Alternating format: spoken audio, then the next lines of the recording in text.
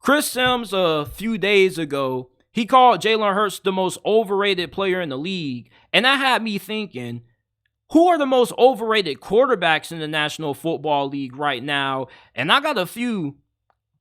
And we got to start off with Gardner Minshew.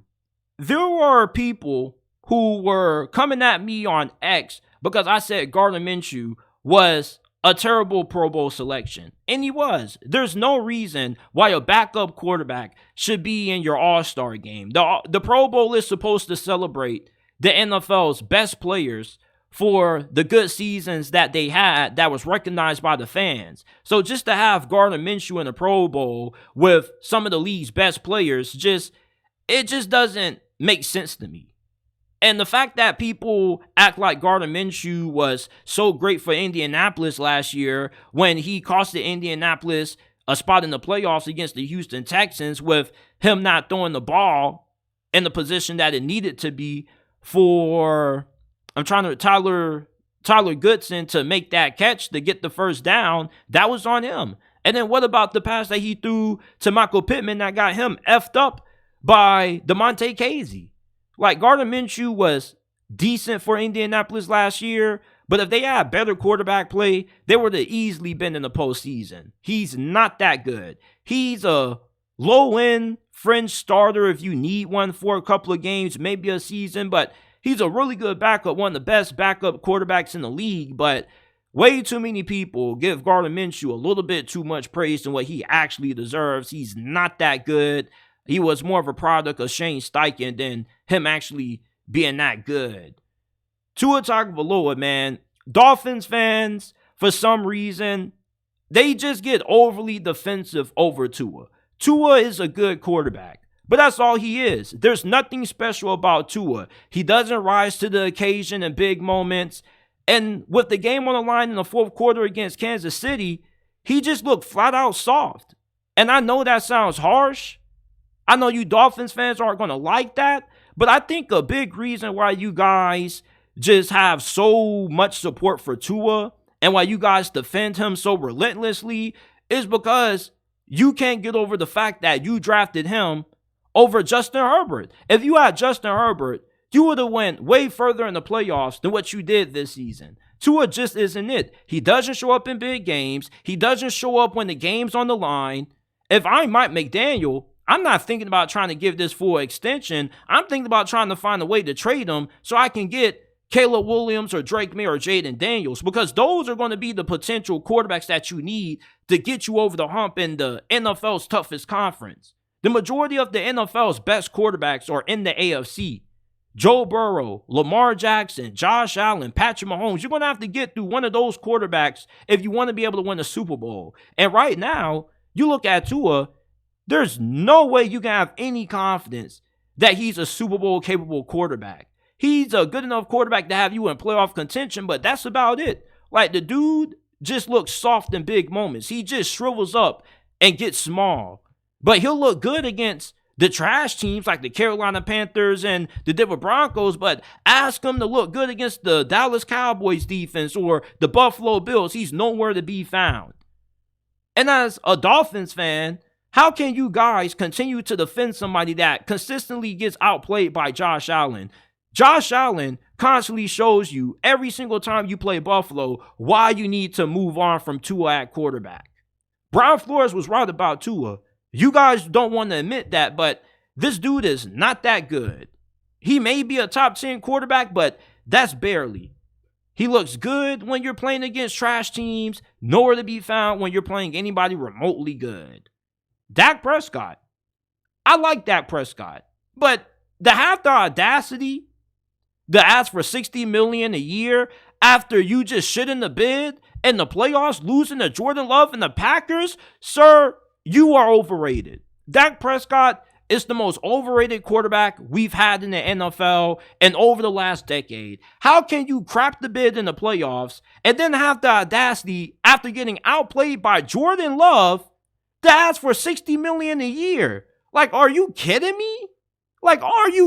There hasn't been a quarterback that has consistently underperformed in big games the amount of times we've seen Dak Prescott do and still get paid like a high-end quarterback. Dak Prescott should not be getting paid like he's Patrick Mahomes or Lamar Jackson or Josh Allen. Those are Ferraris. Those are Lamborghinis. Dak Prescott is a BMW. And there's nothing wrong with BMWs. It's still a luxury vehicle. It's just not a high-end luxury vehicle like a Lamborghini or Ferrari. Lamborghinis and Ferraris symbolize status. They symbolize high class. They symbolize that you're elite in terms of the hierarchy of America, in terms of what you get paid. Lamar Jackson, Patrick Mahomes, and Josh Allen are Lamborghinis and Ferraris because they're some of the best of the best. Dak Prescott isn't. And anytime you see him in the playoffs, he already shows you why he's overrated year after year. And it's to the point that Dak Prescott doesn't even get defended by Cowboy fans as much as what he used to in the past. In the past, Cowboy fans used to say, oh, it's not Dak Prescott, it was Kellen Moore, it was Jason Garrett, he didn't have that good of a team. Well, they have no excuses for him anymore because they're fed up with them. And a good amount of the Dallas Cowboys fan base wants to move on from Dak Prescott, but Jerry Jones likes Dak, and the team likes Dak, so they're not going to move on because, oh, well, JT, who can you find that's an upgrade from Dak Prescott? Well, that's not the problem. Does it piss you off how much you pay for your monthly phone bill? Why are you getting frustrated when our partner Mint Mobile has plans as low as $15 a month that give you unlimited talk and text on the nation's largest 5G network? Stop getting frustrated with how much you spend on your monthly phone bill and go to trymintmobile.com/JT Sports and description and pin comment down below to get access to premium wireless for only $15 a month. That's only $15 a month. Switching to Mint is easy. It only takes 15 minutes to do. If you're pissed off with how much you pay for your monthly phone bill, switch to Mint Mobile today and go to trymintmobile.com/JT Sports in description and pin comment down below to get premium wireless for only $15 a month. Stop getting upset with how much you spend on your monthly phone bill and switch to Mint Mobile today. Okay, like that's not what you should be asking. You should be asking yourself, how much more mediocre playoff play are we going to get out of somebody who is asking for $60 million a year? How many years are we going to continue to overpay somebody who doesn't perform when the lights are the brightest? Dak Prescott is overrated. Is he overhated?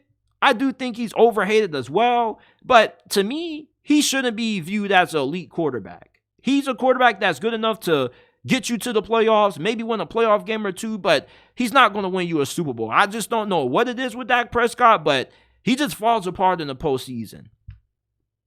Another overrated quarterback is Justin Fields. Justin Fields is overrated because many Bears fans that are making their argument for him to remain QB1 in Chicago, they never mention how he's the worst fourth quarter quarterback in football. In the fourth quarter of games, Justin Fields is ineffective. And the whole argument that people use for Chicago keeping Justin Fields is he doesn't have enough talent. He needs more receivers. He needs this. He needs that. Like, Patrick Mahomes just won the freaking Super Bowl this year with his best receivers being MVS and Mecole Hardman. Are you effing kidding me right now? So Patrick Mahomes, you give him DJ Moore, you think that offense would have struggled the way that it did throughout the regular season? Justin Fields had DJ Moore, Cole Kmet, and a pretty decent offensive line. Like, the offensive line wasn't the best, but it wasn't as bad as what it was in previous years. Some of the sacks that Justin Fields took this year was due to him holding on to the football too long because he struggles to still recognize defenses. And him trying to be Superman, trying to extend plays, make things happen. And sometimes he's successful with it. Other times he's not. But Justin Fields has one of the worst win-loss records for a starting quarterback in the NFL. Not all because of him. Sometimes the coaching fails him. The team fails him. A receiver will drop a pass. But 60% of his shortcomings are on him. Like, when you're the worst fourth quarter quarterback in the NFL statistically, that's a you problem. The best quarterbacks find ways to win. And there were a lot of games that the Bears played in this season that were fairly close. But Justin Fields just couldn't get it done. He didn't do anything in the fourth quarter against the Browns. Like, he didn't even do anything for most of the game. The defense carried the load. And he didn't do anything against Jordan Love. He got outplayed by Jordan Love this year. Jordan Love. If that isn't an indicator that this dude isn't in as the franchise quarterback in Chicago, I don't know what it is. But way too many people defend Justin Fields and don't really look at him for what he is. He's a decent quarterback. He's a mid-tier starting quarterback right now. But everybody just overhypes him and overrates him because they think he has the potential to become what Lamar Jackson is right now.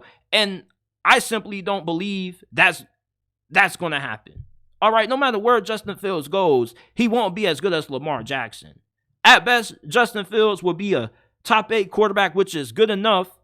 And he'll be a Pro Bowler, maybe an MVP candidate a year or two if he can go to a team that can put him in the right situation to succeed. But until he shows more growth as a passer and being able to win from within the pocket, he's not going to be any more than just a highlight quarterback that has some really good splash plays, some good games here, some good games there, but he's not going to win you anything in the postseason because he doesn't step up in the fourth quarter.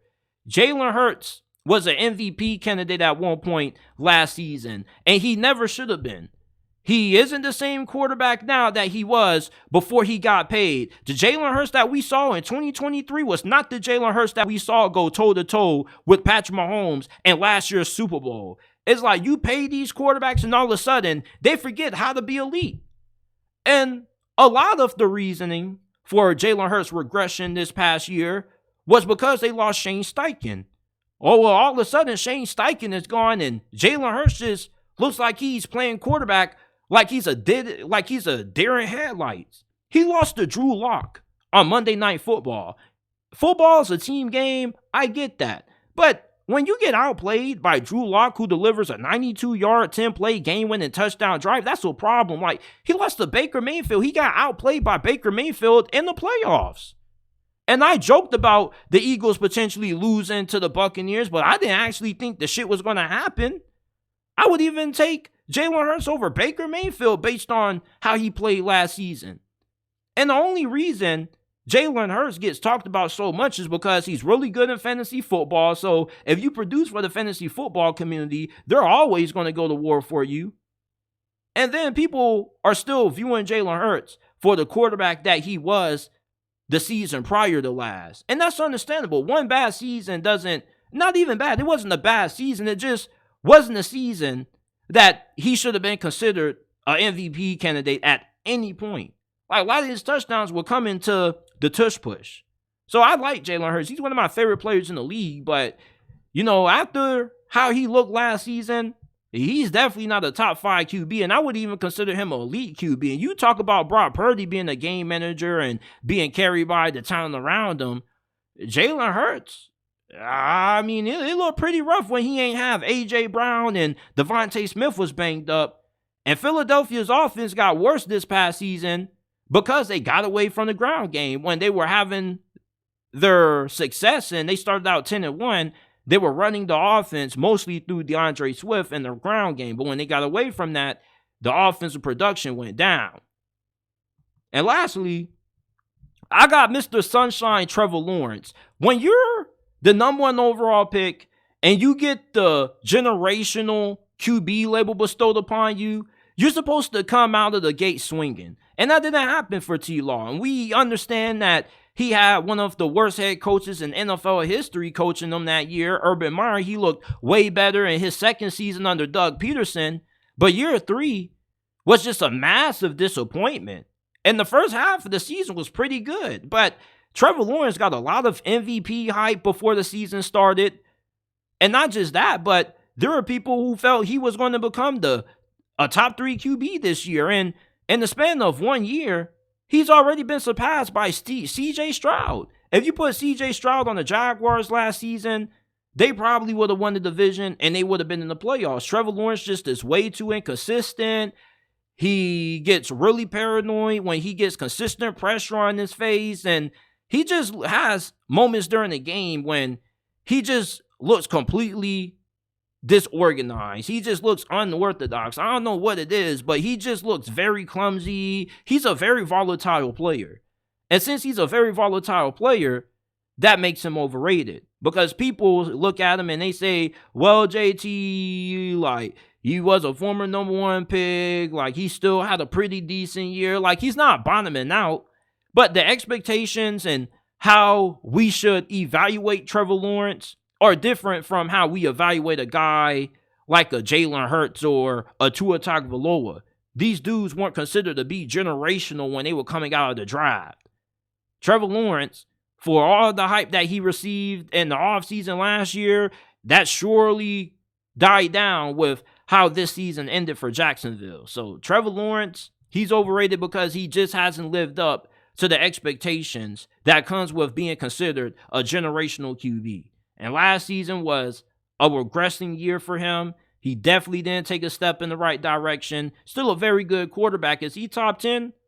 Probably. But there's definitely a lot of quarterbacks I would take over Trevor Lawrence right now. But these are my most overrated quarterbacks in the NFL.